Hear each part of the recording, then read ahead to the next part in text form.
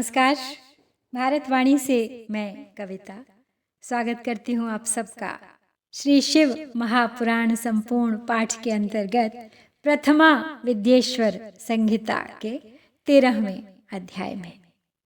आज के इस अध्याय में है सदाचार, शौचाचार, स्नान, भस्म धारण, संध्या वंदन, प्रणव जप, गायत्री जप, दान, न्यायतः धनोपार्जन तथा अग्निहोत्र आदि की विधि एवं उनकी महिमा का वर्णन। तो चलिए प्रारंभ करते हैं आज का पाठ। ऋषय ऊचु सदाचारम श्रावयाशु येन लोकान् जयेन् बुधः धर्माधर्ममयान् ब्रूहि स्वर्गनारकदांस्तथा। ऋषिगण बोले, हे सूत जी, अब आप शीघ्र ही हमें वह सदाचार सुनाइए जिससे विद्वान पुरुष पुण्य लोकों पर विजय प्राप्त कर लेता है। स्वर्ग प्रदान करने वाले धर्ममय आचारों तथा नरक का कष्ट देने वाले अधर्ममय आचारों का भी वर्णन कीजिए। सूत उवाच सदाचारयुतो विद्वान् ब्राह्मणो नाम नामतः वेदाचारयुतो विप्रो ह्येतैरेकैकवान् द्विजः अल्पाचारो अल्पवेदश्च क्षत्रियो राजसेवकः किञ्चिदाचारवान् वैश्य कृषिवाणिज्यकृत् तथा शूद्र ब्राह्मण इत्युक्तः स्वयमेव हि कर्षकः असूयालुः परद्रोही चण्डाल द्विज उच्यते पृथिवीपालको राजा इतरे क्षत्रिया मताः धान्यादिक्रयवान् वैश्य इतरो वणिगोच्यते ब्रह्मक्षत्रियवैश्यानां शुश्रूषुः शूद्रोच्यते कर्षको वृषलो ज्ञेय इतरे चैव दास्यवः सर्वो ह्युषः प्रामुखश्च चिन्तयेद्देव पूर्वकान् धर्मानर्थाश्च तत्क्लेशानायं च व्ययमेव च आयुर्द्वेषश्च मरणं पापं भाग्यं तथैव च व्याधिः पुष्टिस्तथा शक्तिः प्रातरुत्थानदे फलम्।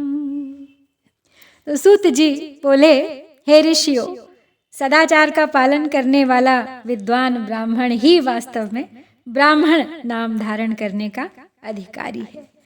जो केवल वेदोक्त आचार का पालन करने वाला है उस ब्राह्मण की विप्र संज्ञा होती है। सदाचार, वेदाचार तथा विद्या, इनमें से एक एक गुण से ही युक्त होने पर उसे द्विज कहा जाता है, जिसमें स्वल्प मात्रा में ही आचार का पालन देखा जाता है। और जिसने वेदाध्ययन भी बहुत कम किया है तथा जो राजा का सेवक, पुरोहित, मंत्री आदि है, उसे क्षत्रिय ब्राह्मण कहते हैं। जो ब्राह्मण कृषि तथा वाणिज्य कर्म करने वाला है और कुछ कुछ ब्राह्मणोचित आचार का भी पालन करता है, वह वैश्य ब्राह्मण है। तथा जो स्वयं ही खेत जोतता है, हल चलाता है, उसे शूद्र ब्राह्मण कहा गया है। यहाँ पे शूद्र शब्द का अर्थ मैंने देखा है कि सदा गलत लिया जाता है। शूद्र सेवक को कहा जाता है। तो जो व्यक्ति स्वयं अपनी सेवा कर रहा है, अपना हल खुद चला रहा है, किसी नौकर चाकर से नहीं करवा रहा है, तो वो सेवक ब्राह्मण या शूद्र ब्राह्मण हो गया। और जो दूसरों के दोष देखने वाला और परद्रोही है, उसे चांडाल द्विज कहते हैं। इसी तरह क्षत्रियों में भी जो पृथ्वी का पालन करता है वह राजा है। दूसरे लोग राजत्वहीन क्षत्रिय माने गए हैं।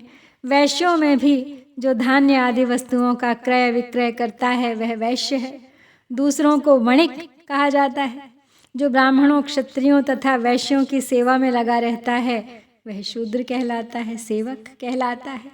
जैसे चिकित्सक भी एक तरह से शूद्र ही हुआ। और जो शूद्र हल जोतने का काम करता है उसे वृषल भी कहा जाता है। शेष शूद्र दस्यु कहलाते हैं। दस्यु अर्थात दास। दस्यु का एक और अर्थ डाकू भी होता है। तो जो चोरी, डकैती आदि कर्मों में लिप्त रहते हैं वे भी शूद्र ही माने जाते हैं।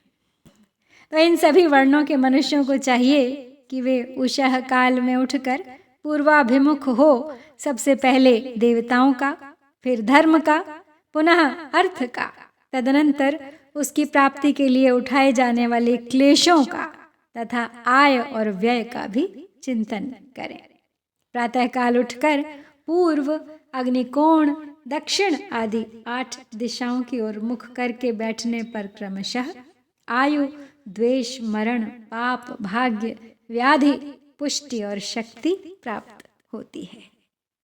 निशान्त्यया मूषा ज्ञेया यामार्धम संधिरुच्यते तत्काले तु समुत्थाय विण्मूत्रे विसृजे द्विजः गृहात् दूरं ततो गत्वा बाह्यतः प्रावृतस्तथा उदङ्मुखः समाविश्य प्रतिबन्धे अन्यदिङ्मुखः जलाग्निब्राह्मणादीनां देवानां नाभिमुख्यतः लिङ्गं पिधाय वामेन मुखमन्येन पाणिना मलमुत्सृज्य चोत्थाय न पश्येच्चैव तन्मलम् उद्धृतेन जलेनैव शौचं कुर्यात् जलात् बहिः अथवा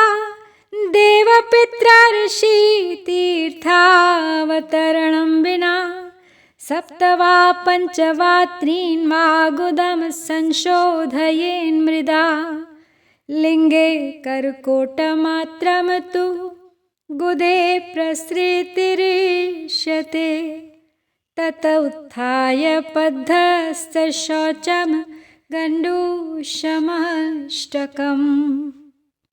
तो आगे बोले सूत जी की रात के पिछले पहर को उषः काल जानना चाहिए। उस अंतिम पहर का जो आधा या मध्य भाग है उसे संधि कहते हैं। उस संधि काल में उठकर द्विज को मलमूत्र आदि का त्याग करना चाहिए। घर से दूर जाकर बाहर से अपने शरीर को ढके रखकर दिन में उत्तराभिमुख बैठकर मलमूत्र का त्याग करिए। यदि उत्तराभिमुख बैठने में कोई रुकावट हो तो दूसरी दिशा की ओर मुख करके बैठा जा सकता है। जल, अग्नि, ब्राह्मण आदि तथा देवताओं का सामना बचाकर बैठे। बाएं हाथ से उपस्थ को ढक कर तथा दाहिने हाथ से मुख को ढक कर मल त्याग करें और उठने पर उस मल को न देखें। तदनंतर जलाशय से बाहर निकाले हुए जल से ही गुदा की शुद्धि करें अथवा देवताओं, पितरों तथा ऋषियों के तीर्थों में उतरे बिना ही प्राप्त हुए जल से शुद्धि करनी चाहिए। गुदा में 7, 5 या 3 बार मिट्टी से उसे धोकर शुद्ध करें। लिंग में ककोड़े के फल के बराबर मिट्टी लेकर लगाएं और उसे धो दें, परंतु गुदा में लगाने के लिए 1 पसर मिट्टी की आवश्यकता होती है। लिंग और गुदा की शुद्धि के पश्चात उठकर अन्यत्र जाएं और हाथ पैरों की शुद्धि करके 8 बार कुल्ला करें।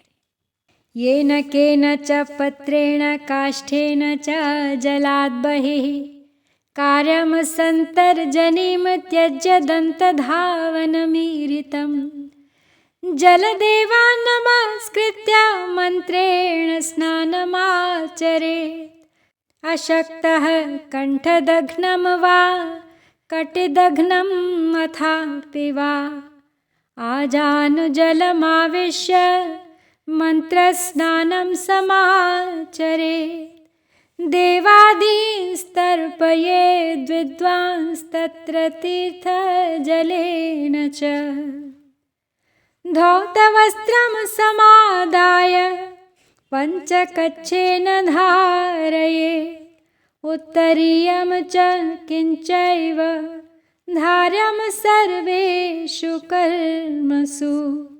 नद्यादितीर्थस्नाने तु स्नानवस्त्रं न शोधयेत् वापि कूपगृहादौ तु स्नानादूर्ध्वं नयेत् बुधः शिलादार्वादिके वापि जले वापि स्थले अपि वा संशोध्य पीडयेत् वस्त्रं पितॄणां तृप्तये द्विजाः। तो आगे बोले सूत जी कि जिस किसी वृक्ष के पत्ते से अथवा उसके पतले काष्ठ से जल के बाहर दातुन करना चाहिए, उस समय तर्जनी अंगुली का उपयोग ना करें। यह दंत शुद्धि का विधान बताया गया है। तदनंतर जल संबंधी देवताओं को नमस्कार करके मंत्र पाठ करते हुए स्नान करें। यदि कंठ तक या कमर तक पानी में खड़े होने की शक्ति ना हो तो घुटने तक जल में खड़ा होकर अपने ऊपर जल छिड़क कर मंत्रोच्चारण पूर्वक स्नान कार्य संपन्न करें।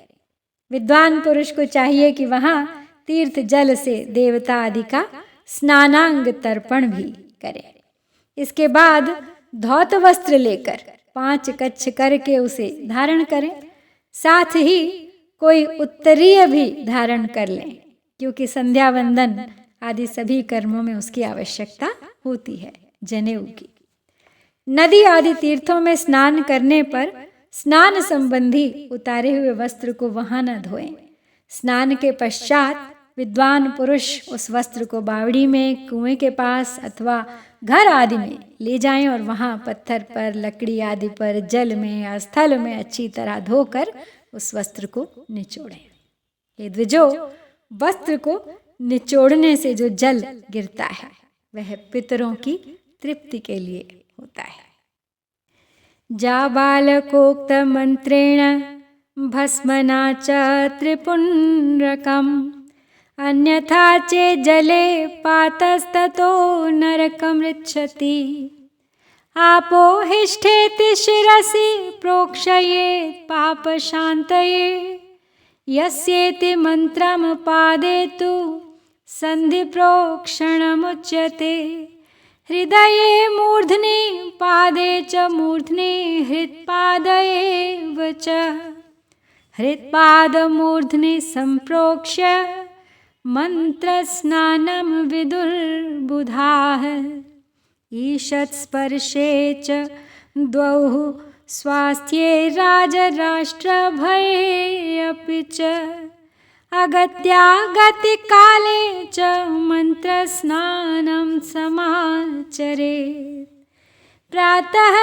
सूर्यानुवाकेन सायमग्न्यनुवाकतः अपः पीत्वा तथा मध्ये पुनः प्रोक्षणमाचरेत्। आगे बोले सूत जी कि इसके बाद जाबाली उपनिषद में बताए गए अग्निरीति मंत्र से भस्म लेकर उसके द्वारा त्रिपुंड्र लगाएं। तो जाबाली उपनिषद में भस्म धारण की विधि इस प्रकार कही गई है। ओम अग्निरिति भस्म, वायुरिति भस्म, व्योमेति भस्म, जलमिति भस्म, स्थलमिति भस्म। इस मंत्र से भस्म को अभिमंत्रित करें। मानस्तो के तनये मान आयुषि मानो गोषु मानो अश्वे शुरीरिषः मानो वीरान रुद्र भामिनो वधीर हविष्मन्तः सदमित्वा हवामहे। इस मंत्र से उठाकर जल से मलें। तत्पश्चात त्रयायुषम जमदग्नेः कश्यपस्य त्रयायुषम यद्देवेषु त्रयायुषम तन्नो अस्तु त्रयायुषम। इस मंत्र से मस्तक, ललाट, वक्षस्थल और कंधों पर त्रिपुंड करें तथा महामृत्युंजय मंत्र ओम त्र्यंबकम यजामहे सुगंधिम पुष्टिवर्धनम उर्वारुकमेव बंधनान् मृत्योर्मोक्षीयमामृतात्। इन दोनों मंत्रों को 3-3 बार पढ़ते हुए 3 रेखाएं खींचें। इस विधि का पालन न किया जाए, इसके पूर्व ही यदि जल में भस्म गिर जाए तो कहते हैं कि कर्ता नरक में जाता है। आपो हिष्ठा, इस मंत्र से पाप शांति के लिए सिर पर जल छिड़कें तथा यस्य क्षयाय, इस मंत्र को पढ़कर पैर पर जल छिड़कें। इसे संधि प्रोक्षण कहते हैं। आपो हिष्ठा इत्यादि मंत्र में 3 ऋचाएं हैं और प्रत्येक ऋचा में गायत्री छंद के 3-3 चरण हैं। इनमें से प्रथम ऋचा के 3 चरणों का पाठ करते हुए क्रमशः पैर, मस्तक और हृदय में जल छिड़कें। दूसरी ऋचा के 3 चरणों को पढ़कर क्रमशः मस्तक, हृदय और पैर में जल छिड़कें तथा तीसरी ऋचा के 3 चरणों का पाठ करते हुए क्रमशः हृदय, पैर और मस्तक का जल से प्रोक्षण करें। इसे विद्वान पुरुष मंत्र स्नान मानते हैं। किसी अपवित्र वस्तु से किंचित स्पर्श हो जाने पर, अपना स्वास्थ्य ठीक न रहने पर, राजभय या राष्ट्र भय उपस्थित होने पर तथा यात्रा काल में जल की उपलब्धि न होने की विवशता आ जाने पर मंत्र स्नान कर लेना चाहिए। प्रातःकाल सूर्यश्च मामन्युश्च, इस सूर्यानुवाक से तथा सायंकाल अग्निश्च मामन्युश्च, इस अग्नि संबंधी अनुवाक से जल का आचमन करके पुनः जल से अपने अंगों का प्रोक्षण करें। मध्याह्न काल में भी आपह पुनन्तु, इस मंत्र से आचमन करके पहले की तरह प्रोक्षण करना चाहिए। गायत्र्या जप मंत्रांते त्रिरूर्ध्वम प्राग्वे निक्षिपे, मंत्रेण सह चैकम वै मध्ये अर्घ्यम तो रवे द्विजाः, अथ जाते च सायाह्ने भुवि पश्चिम दिङ्मुखः, उद्धृत्य दद्यात् प्रातस्तु मध्याह्ने अङ्गुलिभिस्तथा, अङ्गुलीनां च रन्ध्रेण लम्बं पश्येद् दिवाकरम्, आत्मप्रदक्षिणं कृत्वा शुद्धाचमनमाचरेत्, सायं मुहूर्तादर्वाक्तु कृता सन्ध्या वृथा भवेत्, अकालात् काल इत्युक्तो दिने अतीते यथाक्रमम्, दिवातीते च गायत्रीं शतं नित्यं क्रमात् जपेत्, आदशाहात् परातीतं गायत्रीं लक्ष्यमभ्यसेत्, मासातीते तु नित्ये हि पुनश्चोपनयं चरेत्, ईशो गौरी गुहो विष्णुर्ब्रह्मा चन्द्रश्च वै यमः, एवं रूपांश्च वै देवांस्तर्पयेदर्थसिद्धये, ब्रह्मार्पणं ततः कृत्वा शुद्धाचमनमाचरेत्, तीर्थदक्षिणतः शस्ते मठे मन्त्रालये बुधः, तत्र देवालये वापि गृहे वा नियतस्थले, सर्वान् देवान् नमस्कृत्य स्थिरबुद्धिः स्थिरासनः, प्रणवं पूर्वमभ्यस्य गायत्रीमभ्यसेत् ततः। तो आगे बताते हुए कहते हैं सूत जी कि प्रातः काल की संध्योपासना में गायत्री मंत्र का जप करके 3 बार ऊपर की ओर सूर्य देव को अर्घ्य देना चाहिए। हे ब्राह्मणों, मध्याह्न काल में गायत्री मंत्र के उच्चारण पूर्वक सूर्य को एक ही अर्घ्य देना चाहिए। फिर सायंकाल आने पर पश्चिम की ओर मुख करके बैठ जाए और पृथ्वी पर ही सूर्य के लिए अर्घ्य दें, ऊपर की ओर नहीं। प्रातः काल और मध्याह्न काल के समय अंजलि में अर्घ्य जल लेकर अंगुलियों की ओर से सूर्यदेव के लिए अर्घ्य दें। अंगुलियों के छिद्र से ढलते हुए सूर्य को देखें तथा उनके लिए आत्म प्रदक्षिणा करके शुद्ध आचमन करें। सायंकाल में सूर्यास्त से 2 घड़ी पहले की हुई संध्या निष्फल होती है, क्योंकि वह सायं संध्या का समय नहीं है। ठीक समय पर संध्या करनी चाहिए, ऐसी शास्त्र की आज्ञा है। यदि संध्योपासना किए बिना दिन बीत जाए तो प्रत्येक समय के लिए क्रमशः प्रायश्चित करना चाहिए। यदि एक दिन बीते तो प्रत्येक बीते हुए संध्या काल के लिए नित्य नियम के अतिरिक्त 100 गायत्री मंत्र अधिक जप करें। यदि नित्य कर्म के लुप्त हुए 10 दिन से अधिक बीत जाए तो उसके प्रायश्चित रूप में 1,00,000 गायत्री का जप करना चाहिए। और यदि 1 मास तक नित्य कर्म छूट जाए तो पुनः अपना उपनयन संस्कार कराएं। अर्थ सिद्धि के लिए ईश, गौरी, कार्तिकेय, विष्णु, ब्रह्मा, चंद्रमा और यम का तथा ऐसे ही अन्य देवताओं का भी शुद्ध जल से तर्पण करें।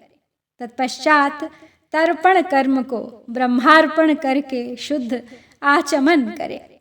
तीर्थ के दक्षिण भाग में प्रशस्त मठ में, मंत्रालय में, देवालय में, घर में अथवा अन्य किसी नियत स्थान में आसन पर स्थिरता पूर्वक बैठकर विद्वान पुरुष अपनी बुद्धि को स्थिर करे और संपूर्ण देवताओं को नमस्कार करके पहले प्रणव का जप करने के पश्चात गायत्री मंत्र की आवृत्ति करे।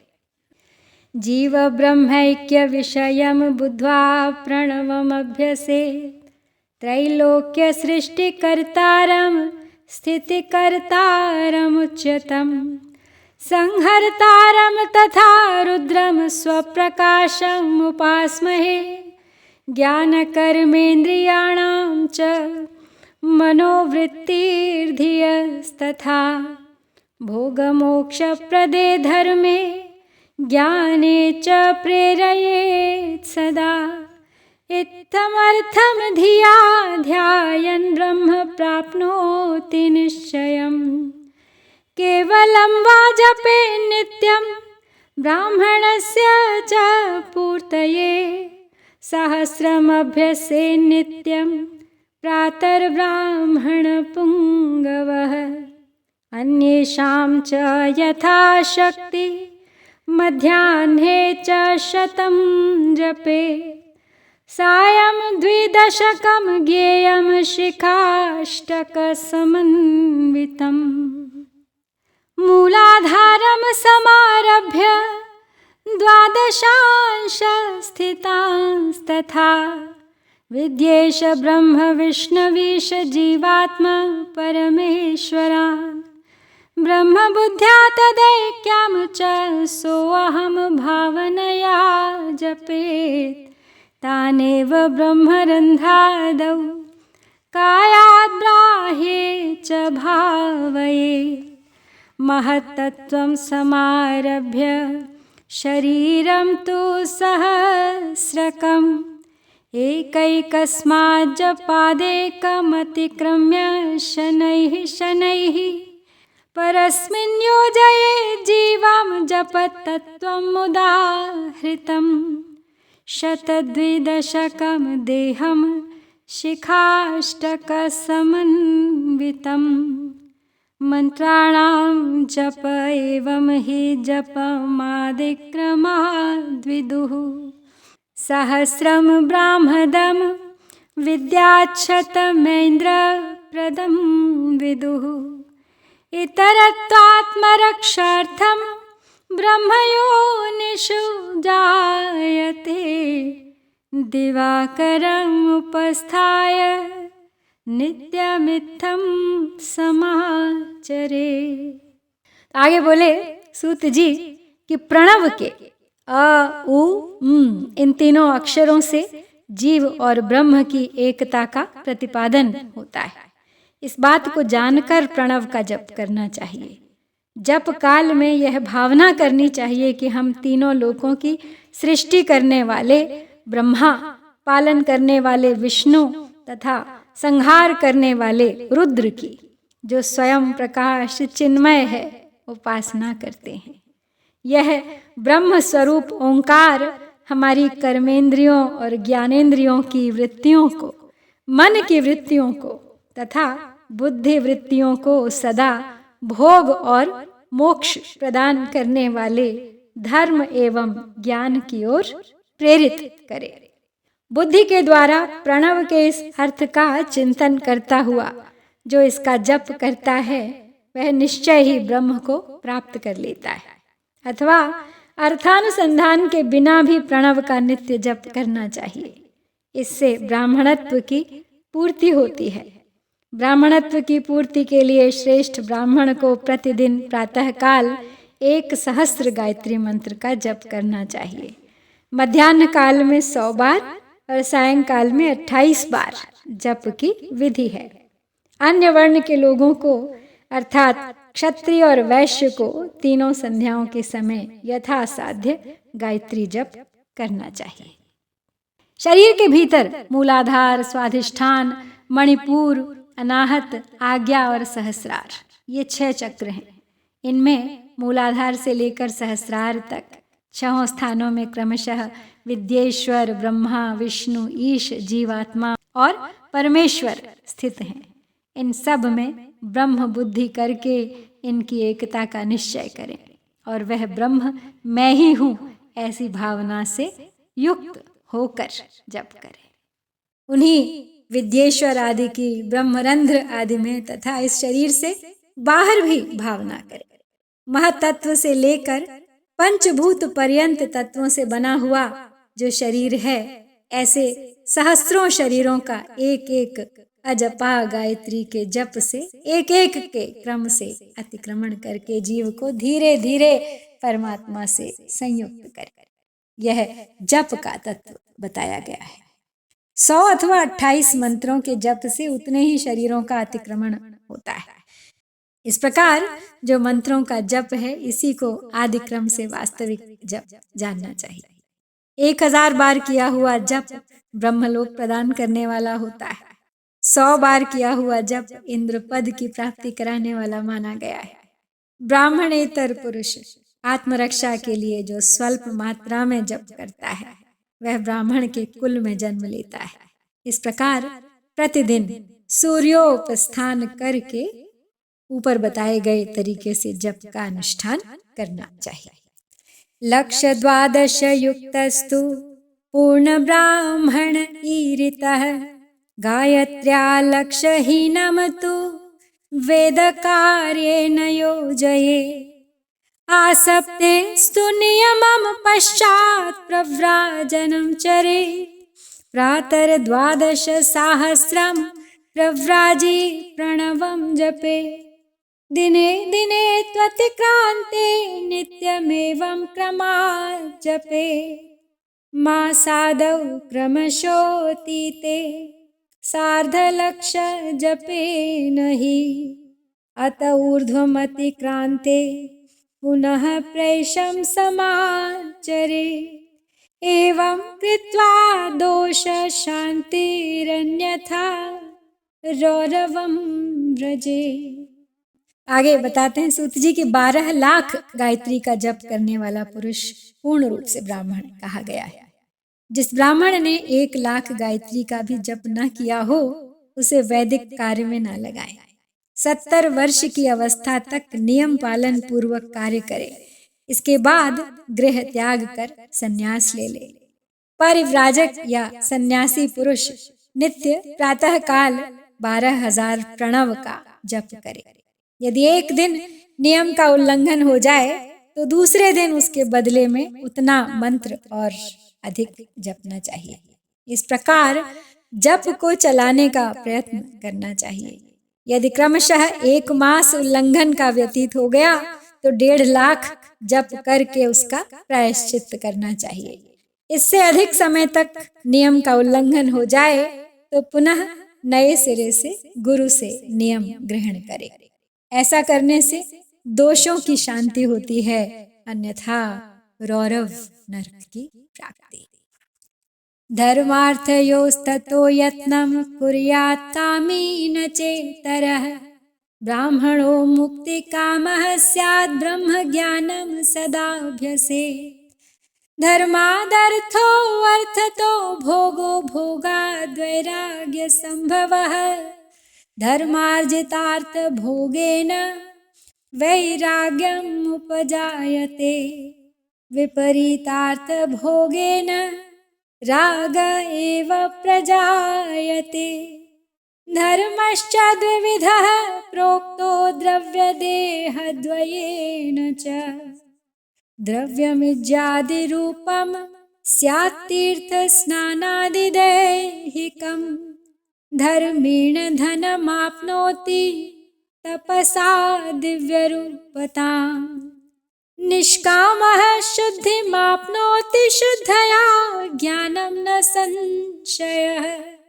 कृतादौ हि तपः श्लाघ्यं द्रव्यधर्मः कलौ युगे कृते ध्यानाज्ञानसिद्धिस्त्रेतायां तपसा तथा द्वापरे यजना ज्ञानं प्रतिमा पूजया कलौ यादृशं पुण्यपापं वा तादृशं फलमेव हि द्रव्यदेहाङ्गभेदेन न्यूनवृक्षेऽधिक्षयादिकम् अधर्मो हिंसिकारूपो धर्मस्तु सुखरूपकः अधर्मात् दुःखमाप्नोति धर्माद्वै सुखमेधते विद्या दुर्वृत्तितो दुःखं सुखं विद्यात् सुवृत्तितः धर्मार्जनं मतः कुर्याद् भोगमोक्ष प्रसिद्धये। आगे बोले सूत जी कि जो सकाम भावना से युक्त गृहस्थ ब्राह्मण है उसी को धर्म तथा अर्थ के लिए यत्न करना चाहिए। मुमुक्षु ब्राह्मण को तो सदा ज्ञान का ही अभ्यास करना चाहिए। धर्म से अर्थ की प्राप्ति होती है, अर्थ से भोग सुलभ होता है और उस भोग से वैराग्य की प्राप्ति होती है। धर्म पूर्वक उपार्जित धन से जो भोग प्राप्त होता है उससे एक दिन अवश्य वैराग्य का उदय होता है। धर्म के विपरीत अधर्म से उपार्जित धन के द्वारा जो भोग प्राप्त होता है उससे भोगों के प्रति आसक्ति उत्पन्न होती है। धर्म दो प्रकार का कहा गया है, द्रव्य के द्वारा संपादित होने वाला और शरीर से किया जाने वाला। द्रव्य धर्म यज्ञ आदि के रूप में और शरीर धर्म तीर्थ स्नान आदि के रूप में पाए जाते हैं। मनुष्य धर्म से धन पाता है, तपस्या से उसे दिव्य रूप की प्राप्ति होती है। कामनाओं का त्याग करने वाले पुरुष के अंतःकरण की शुद्धि होती है, उस शुद्धि से ज्ञान का उदय होता है, इसमें संशय नहीं है। सत्ययुग आदि में तप को ही प्रशस्त कहा गया है, किंतु कलयुग में द्रव्य साध्य धर्म अच्छा माना गया है।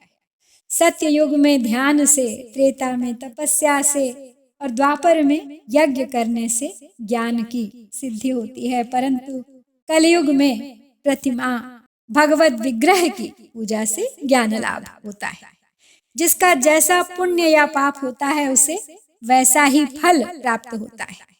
द्रव्य देह अथवा अंग में न्यूनता, वृद्धि अथवा क्षय आदि के रूप में वह फल प्रकट होता है। अधर्म हिंसा दुख रूप है और धर्म सुख रूप है। मनुष्य अधर्म से दुख पाता है और धर्म से सुख एवं अभ्युदय का भागी होता है। दुराचार से दुख प्राप्त होता है और सदाचार से सुख। अतः भोग और मोक्ष की सिद्धि के लिए धर्म का उपार्जन करना चाहिए।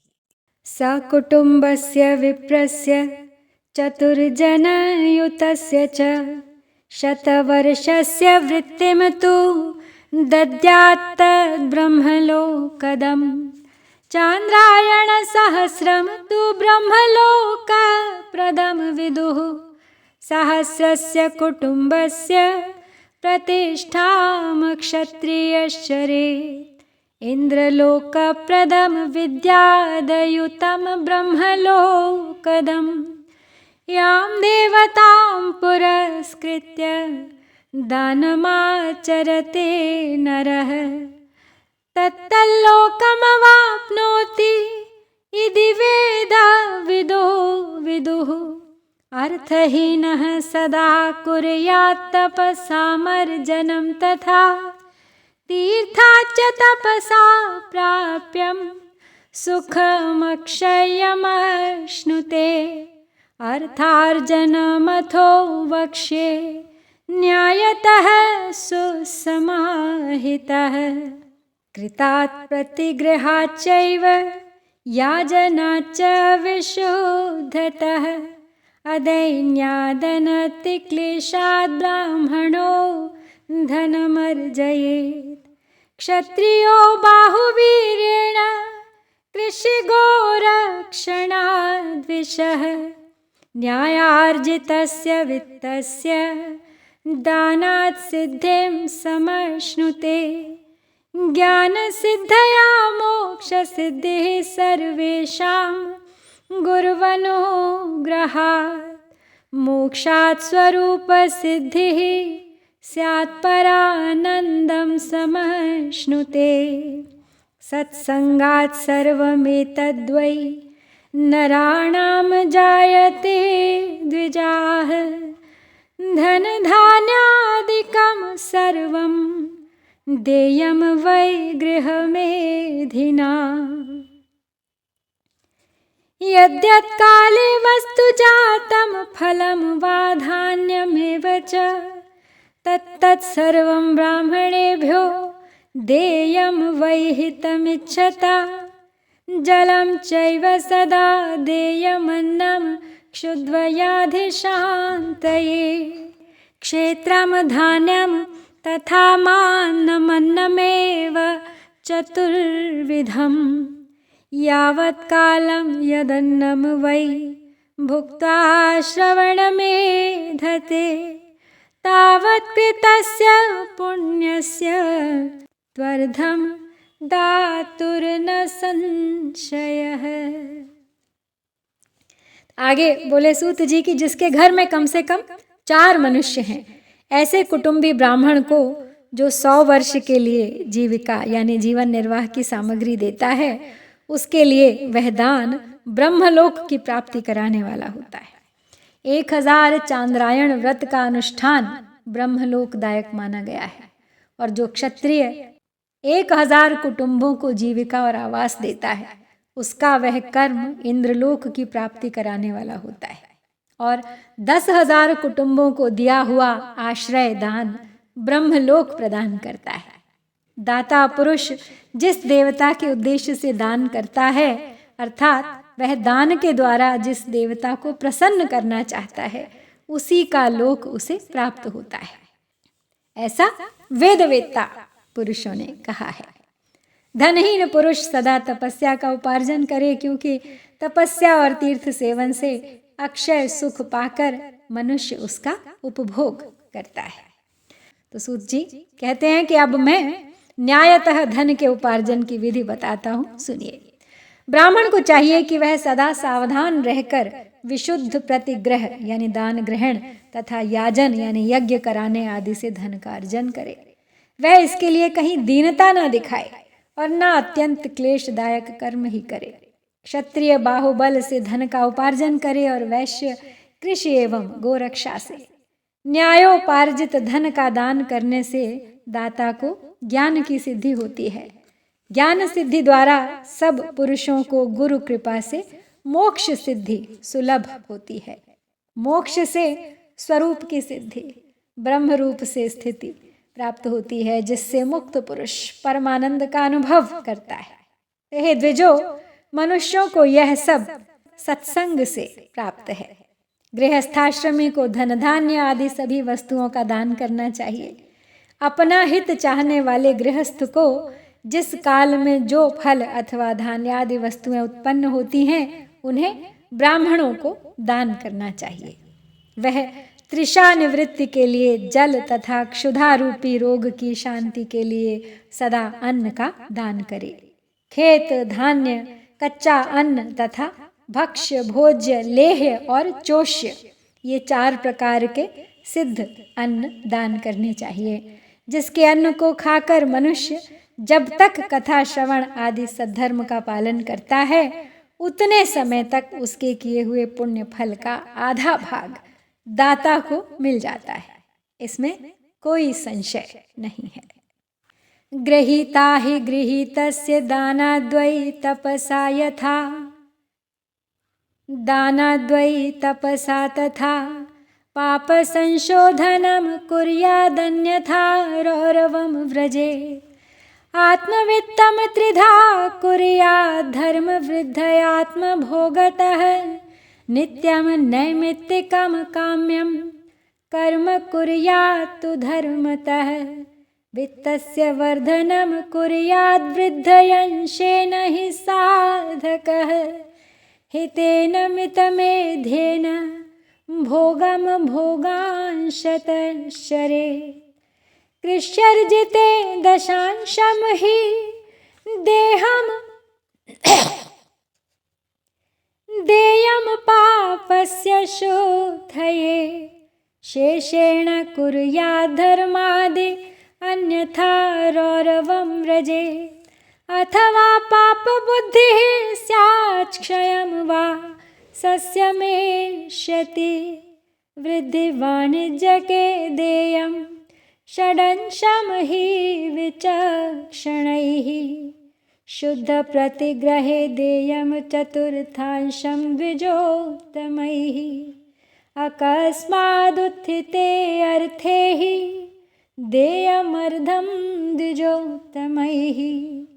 असत्प्रतिग्रहे सर्वं दुर्दानं सागरे क्षिपे, आहूय दानं कर्तव्यमात्मभोगसमृद्धये। पुष्टं सर्वं सदा देयमात्मा शक्त्यनुसारतः, जन्मान्तरे ऋणीः स्याददत्ते पृष्ठवस्तुनि। आगे बोले सूत जी की दान लेने वाला पुरुष दान में प्राप्त हुई वस्तु का दान तथा तपस्या करके अपने प्रतिग्रह जनित पाप की शुद्धि करे, अन्यथा उसे रौरव नरक में गिरना पड़ता है। अपने धन के 3 भाग करे, एक भाग धर्म के लिए, दूसरा भाग वृद्धि के लिए तथा तीसरा भाग अपने उपभोग के लिए।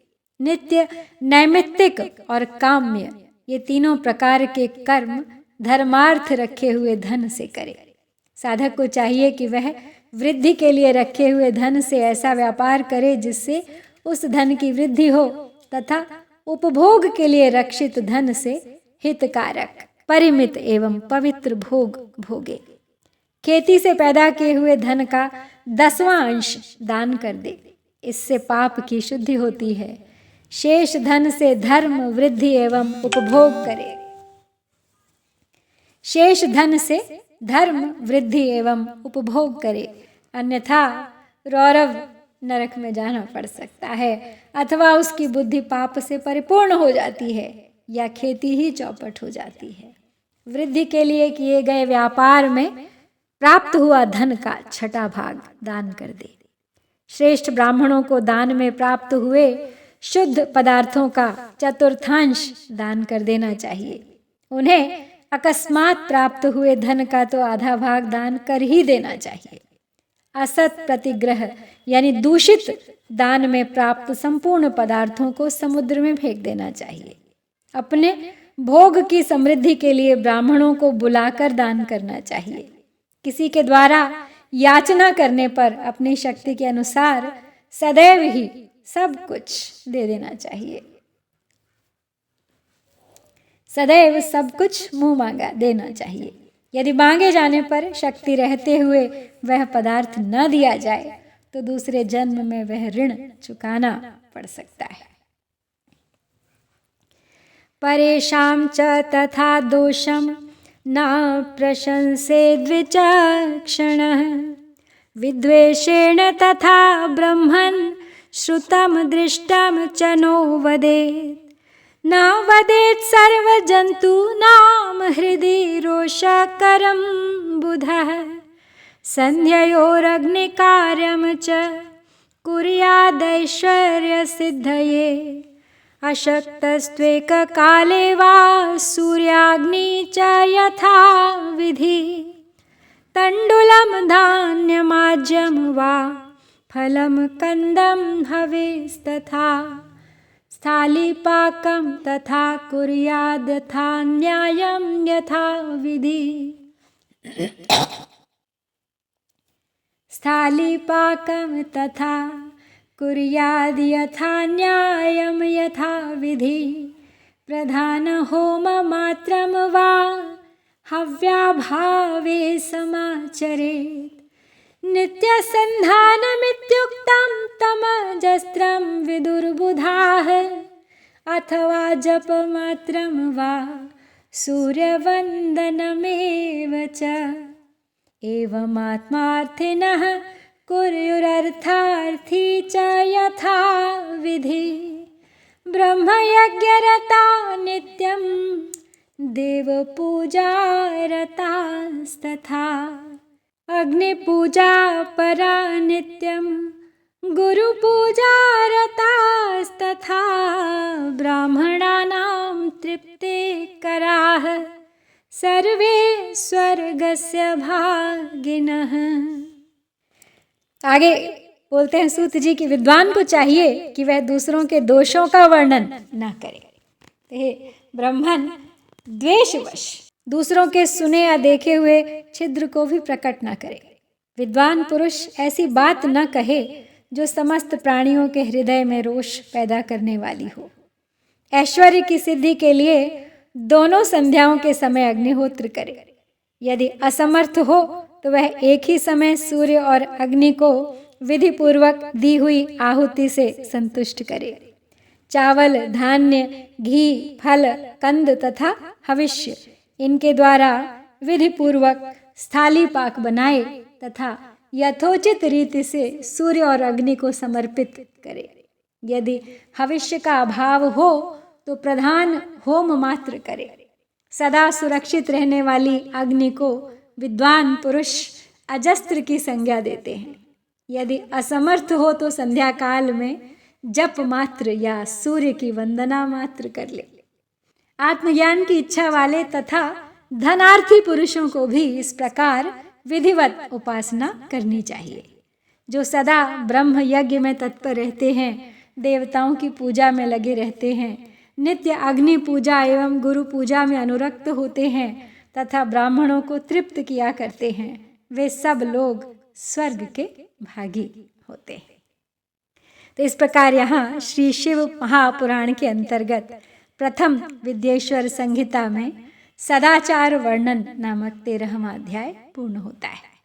इति श्री शिव महापुराणे प्रथमायां विद्येश्वर संहितायां सदाचार वर्णनम नाम 13 अध्यायः।